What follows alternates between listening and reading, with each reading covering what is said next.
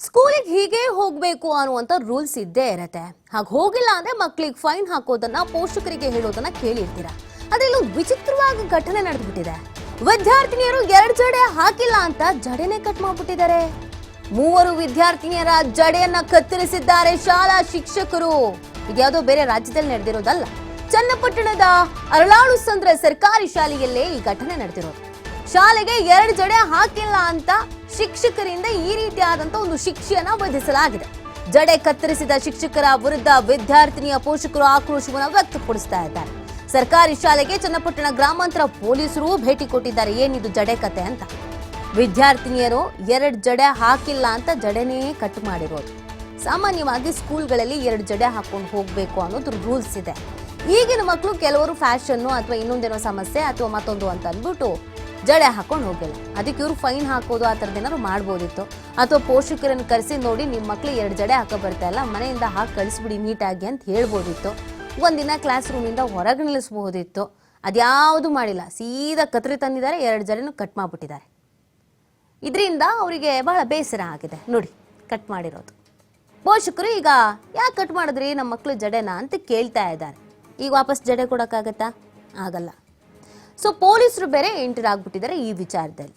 So ಈ ಜಡೆ ಜಗಳ ಎಲ್ಲಿಗೆ ಬಂದು ನಿಲ್ಲುತ್ತೆ ಏನು ಅನ್ನೋದನ್ನ ನೋಡ್ಬೇಕಾಗಿದೆ.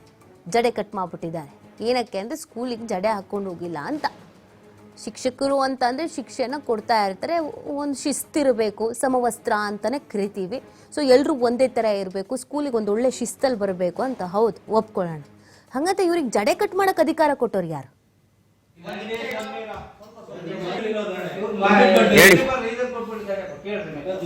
ಹೇಳಿ ಹೇಳಿ ಅದೇನೇನು ಪ್ರಾಬ್ಲಮ್ ಹೇಳಿ. ನೋಡಿ ಮೇಡಮ್, ಒಂದ್ ಸ್ವಲ್ಪ ಕಟ್ ಮಾಡಿದ್ರೆ ಬೈಕರ್ ಹಾಕ ಬರ್ತಾರೆ, ಒಂದ್ ಸ್ವಲ್ಪ ಗಟ್ಟಿ ಮಾಡೋಣ ಅಂತಂದ್ರೆ ಆ ಮೇಡಮ್ ಬೇಡಕಂದ್ರೆ ಅಂತ ಹೇಳಿದ್ರು. ನಾನು ಸ್ವಲ್ಪ ಕಟ್ ಮಾಡಿ ಅಂತ ಹೇಳಿದೆ. ಅದಕ್ಕೆ ಏನಂದ್ರೆ ಅವರು ಬಿಡಪ್ಪ ಸ್ವಲ್ಪ ಕಟ್ ಮಾಡ್ತಾರೆ ಅಂತ ಅವ್ರ ಹುಡುಗಿಗೆ ಹೆಣ್ಮಕ್ಳು ಕಲ್ಬಿಟ್ಟು ಅವ್ರನ್ನ ನಿಲ್ಸ್ಕೊಂಡು ಅವರೇ ಸ್ವಲ್ಪ ಕಟ್ ಮಾಡೋದು ಅಷ್ಟೇ ಸರ್. ಇಬ್ರು ಮಾಡಿದ್ದಾರೆ ಸರ್. 3 ಜನ ಮನೇಲಿ ಇಬ್ರು ಮಾಡೋದು ಸರ್. ವಿಚಾರಗಳನ್ನ ನೀವೊಂದು ಇದು ಮಾಡಿದ್ಮೇಲೆ ಯಾರು ತರಬೇಕು?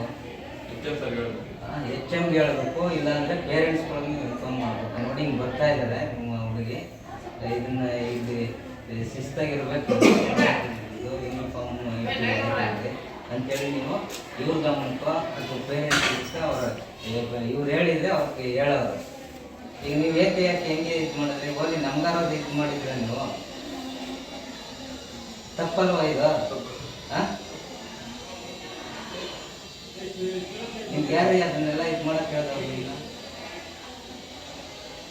ಬಂದು ಮಾಡುವಾಗ ನಮ್ಗೆ ಏನೋ ಒಂದು ಗಮನ ತಂದಿಲ್ಲ. ಏನ್ ಮಾಡಿದ್ವಿ, ಹೆಂಗೆ ನಿಮ್ಗೆ ಈ ತರ ನಿರ್ಧಾರ ತಗೊಳಕ್ಕೆ ಈ ವಿಚಾರದಲ್ಲಿ ತಪ್ಪಿಲ್ಲ. ಯಾಕೆ ಅಂತ ಹೇಳಿದ್ರೆ ಇದನ್ನ ನಾನೊಬ್ಬ ಇದಾಗಿಸ್ಕೊಂಡು, ಯಾಕೆಂದ್ರೆ ತಪ್ಪು ಅಂದ್ಮೇಲೆ ತಪ್ಪಲ್ಲ ಸರ್. ನಾವೊಂದು ಹೇಳುದು ನಿಮಿಷ ಕೇಳಿ. ಒಂದು ಇವರು HM ಇನ್ಫಾರ್ಮ್ ಮಾಡ್ಬೇಕಾಯ್ತು. HM ಅವ್ರಿಗೆ ಸಂಬಂಧಪಟ್ಟಂತೆ ಪೇರೆಂಟ್ಸ್ ಏನಿದೆ ಅದನ್ನ ಇದು ಮಾಡ್ಬೇಕಾಗಿತ್ತು. ಇವರು ಏನೋ ಯಾಕೆ ಹೆಂಗೆ ಇದು ಮಾಡ್ಬಿಟ್ಟಿದ್ದಾರೆ.